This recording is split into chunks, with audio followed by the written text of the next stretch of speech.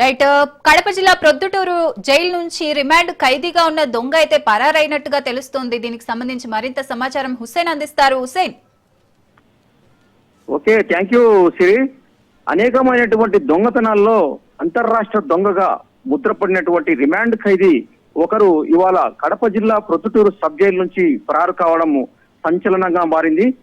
ఇవాళ తెల్లవారుజామున జరిగినటువంటి ఈ సంఘటన జిల్లా వ్యాప్తంగా ఉండేటువంటి జైలు అధికారులతో పాటు పోలీసు అధికారులను కూడా ఉలిక్కి పడేటట్టు చేసింది.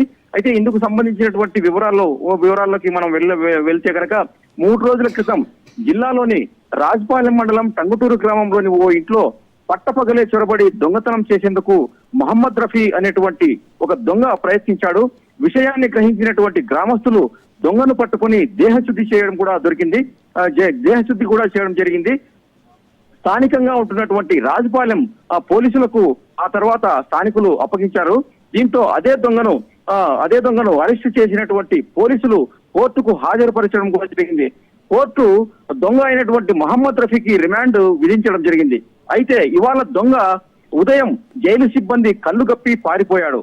దీంతో జైలు సిబ్బందితో పాటు పోలీసులు దొంగను వెతికే పనిలో పడ్డారు. అయితే దొంగ ఇవాళ ఉదయం పారిపోయాడనేటువంటి అంశాన్ని జైలు సిబ్బంది కొంతసేపటి వరకు గోప్యంగా ఉంచడం జరిగింది.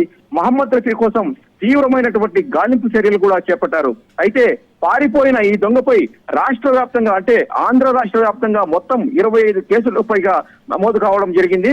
ఈ అనేకమైనటువంటి కేసుల్లో అంతర్రాష్ట్ర దొంగగా ముద్రపడ్డ మహమ్మద్ రఫీ జైలుకు సంబంధించినటువంటి దాదాపు 40 అడుగుల ఎత్తున్నటువంటి గోడను ఎక్కి ఎలా పారిపోయాడనేటువంటిదే చాలా అనుమానాలకు తావిస్తోంది.